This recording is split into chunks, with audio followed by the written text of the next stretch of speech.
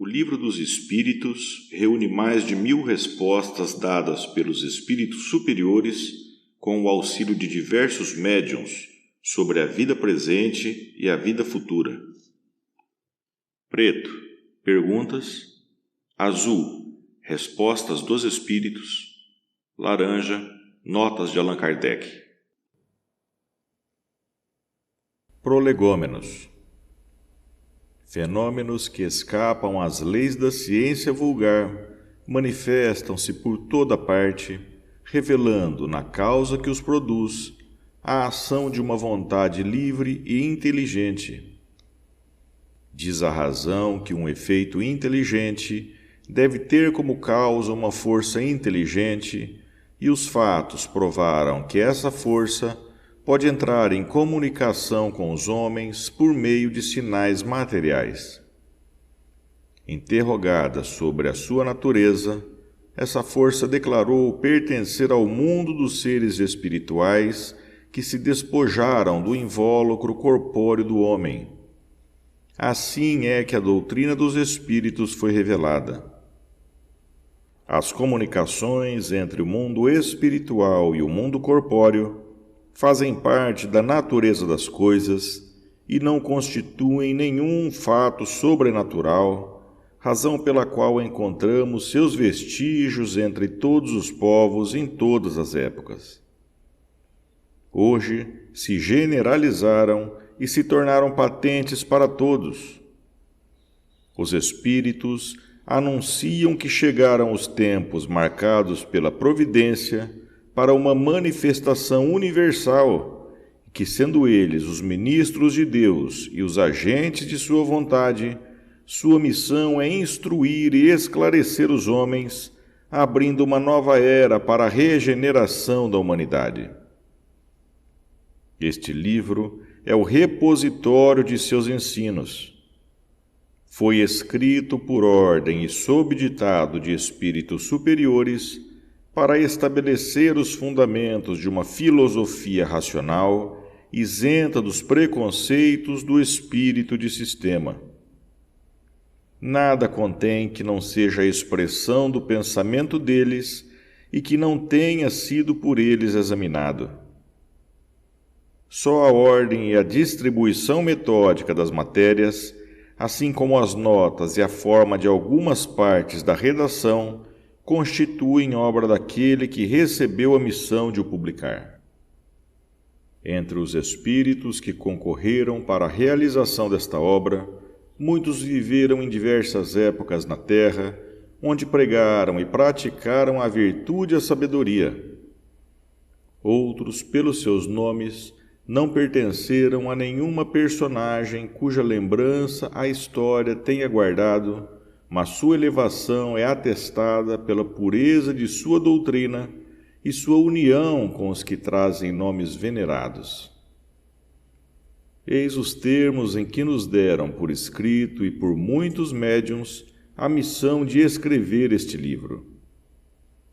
Ocupa-te com zelo e perseverança do trabalho que empreendeste com o nosso concurso, pois este trabalho é nosso.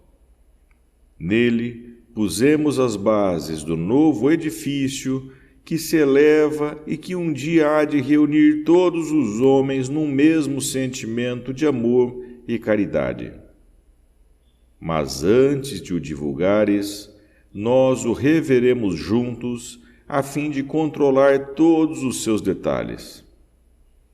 Estaremos contigo sempre que o pedires, para te ajudar nos outros trabalhos, pois esta é apenas uma parte da missão que te está confiada e que um de nós já te revelou. Entre os ensinos que te são dados, alguns há que deves guardar somente para ti até nova ordem. Quando chegar o momento de os publicares, nós te avisaremos. Enquanto esperas, medita sobre eles, a fim de estares pronto quando te dissermos.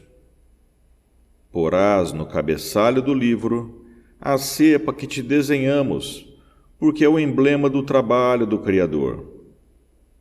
Aí se acham reunidos todos os princípios materiais que melhor podem representar o corpo e o espírito. O corpo é a cepa, o espírito é a seiva.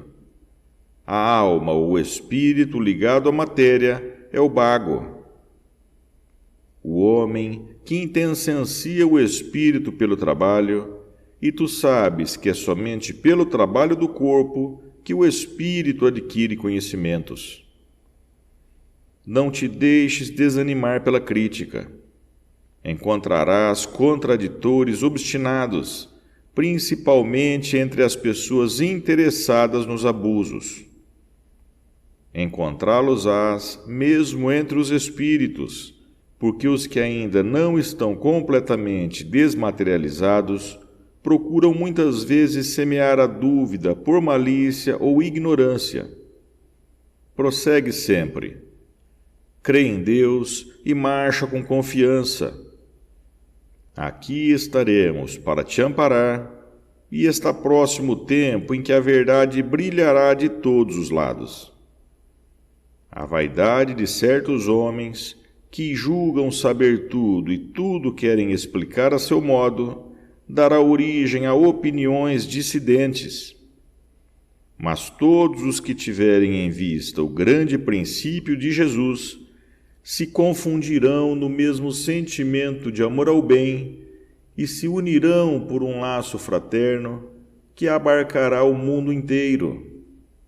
Deixarão de lado as miseráveis disputas de palavras para só se ocuparem com o que é essencial. E a doutrina será sempre a mesma quanto ao fundo para todos os que receberem comunicações de espíritos superiores. É com perseverança que chegarás a colher os frutos de teus trabalhos. O prazer que experimentarás vendo a doutrina propagar-se e bem compreendida será para ti uma recompensa cujo valor integral conhecerás, talvez mais no futuro do que no presente. Não te inquietes, pois, com os espinhos e as pedras que os incrédulos e os maus semearão no teu caminho. Mantenha confiança. Com ela chegarás ao fim e merecerás ser sempre ajudado. Lembra-te de que os espíritos bons só dispensam assistência aos que servem a Deus com humildade e desinteresse e que repudiam a todo aquele que busca, no caminho do céu, um degrau para as coisas da terra.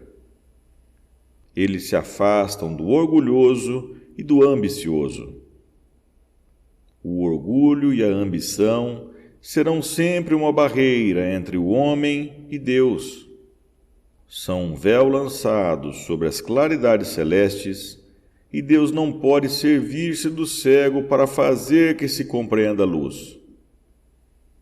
João Evangelista, Santo Agostinho, São Vicente de Paulo, São Luís, o Espírito de Verdade, Sócrates, Platão, Fenelon, Franklin, Swedenborg e outros.